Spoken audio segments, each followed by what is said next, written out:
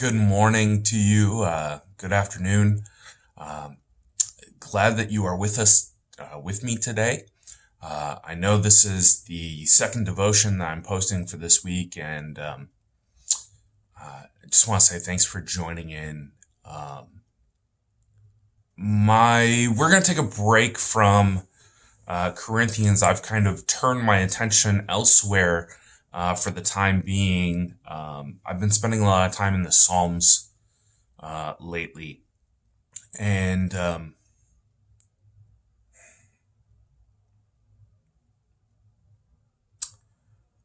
Psalm 51 was my devotion for this morning, and I just want to share my thoughts with you. But before we do, I want to read it to you. We're just going to start at Psalm 51, verse 1, and I'm going to read all 19 verses for you. Psalm 51, verse 1. Have mercy on me, O God, according to your steadfast love, according to your abundant mercy. Blot out my transgressions. Wash me thoroughly from my iniquity, and cleanse me from my sin. For I know my transgressions, and my sin is ever before me. Against you, you only have I sinned, and done what is evil in your sight, so that you may be justified in your words, and blameless in your judgment. Behold, I was brought forth in iniquity, and in sin did my mother conceive me. Behold, you delight in truth in the inward being, and you teach me wisdom in the secret heart. Purge me with hyssop, and I will be clean. Wash me, and I shall be whiter than snow. Let me hear joy and gladness. Let the bones that you have broken rejoice. Hide your face from my sins and blot out all my iniquities. Create in me a clean heart, O God, and renew a right spirit within me. Cast me not away from your presence, and take not your Holy Spirit from me. Restore to me the joy of your salvation, and uphold me with a willing spirit. Then I will teach transgressors your ways, and sinners will return to you. Deliver me from blood guiltness, O God. O God of my salvation, O God of my salvation, and my tongue will sing aloud of your righteousness. O Lord, open my lips, and my mouth will declare your praise. For you will not delight in sacrifice, or I would give it. You will not be pleased with a burnt offering. The sacrifices of God are a broken spirit, a broken and contrite heart, O God, you will not despise. Do good to Zion in your good pleasure. Build up your walls of Jerusalem. Then you will delight in right sacrifices, in burnt offerings and whole burnt offerings. Then bulls will be offered on your altar. I want to step back for a moment, and I want to really focus in on verse 8 of our text for today. Let the bones that you have broken rejoice.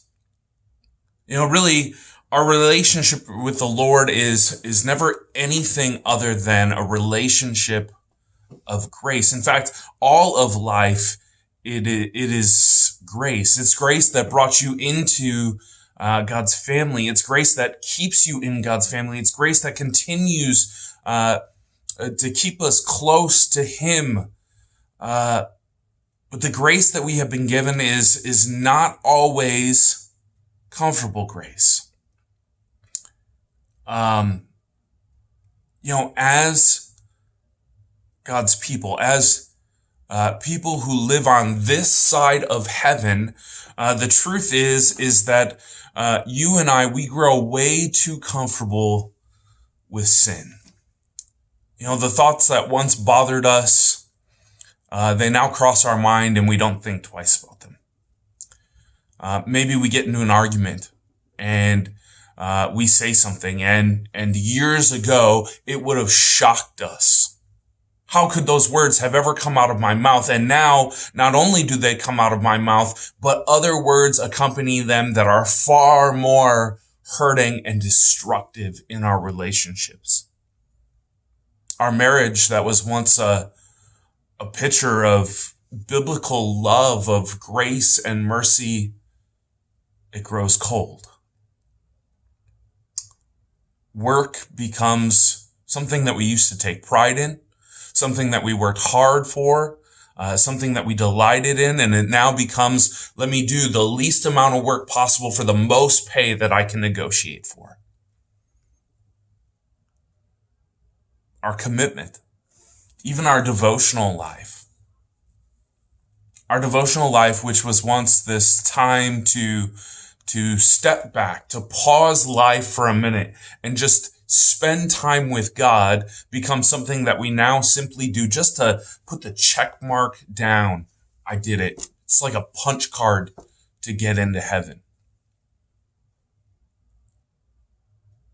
Sin is sin in all of its forms, no matter what form it takes. It's like that unnoticed drop, that drip in the basement that slowly begins to eat away at the foundation. It may seem like nothing, but over time it is destructive.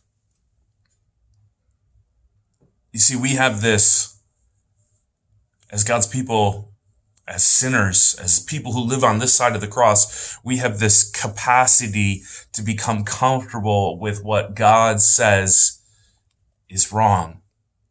And so God blesses us with this, with violent, uncomfortable grace. He really does love us enough to crush us. And I think that's what David's getting at when he writes Psalm 51 verse 8, let the bones that you have broken rejoice. Broken bones and rejoicing don't seem to go hand in hand, do they? I've never heard anyone break a bone and go, yay, I broke a bone. It doesn't happen. Broken bones cause pain, they cause hurt, they cause suffering. Crushed bones don't rejoice. But what David is doing is he's using this illustration, this idea of pain that comes with a broken bone as a metaphor for the pain of a heart that recognizes sin. And that pain that you and I experience when we see, when we feel, when we experience sin, it's a good thing. In fact, it's a great thing. And think about it this way. The pain of an actual broken bone is worth being thankful for because it's a warning sign that something else may be wrong with that arm or that leg. And in the same way, God's loving hammer of conviction that breaks our heart, that's meant to break our heart. The pain of heart you feel is meant to alert you that something is wrong spiritually. It's meant to let you know that there's something far deeper, something much more important going on with your relationship with God. And like the warning sign of physical pain, the rescuing, the restoration pain of convicting grace, it's worth celebrating. When we feel that pain, when we see our sin and it hurts us, that's something to celebrate. You see, God's grace, it isn't always comfortable, because that's not the point. God's grace is meant to draw us back to Him. It's meant to remind us of who we are, of the fact that we stand this side of the cross and that we need Jesus. We need Him every single day of our lives. That we can't live this life without Him.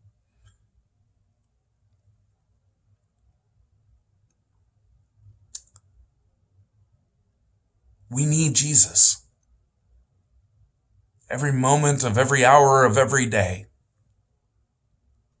We need His mercy. We need His grace. Yes, even uncomfortable grace that shows us our sin.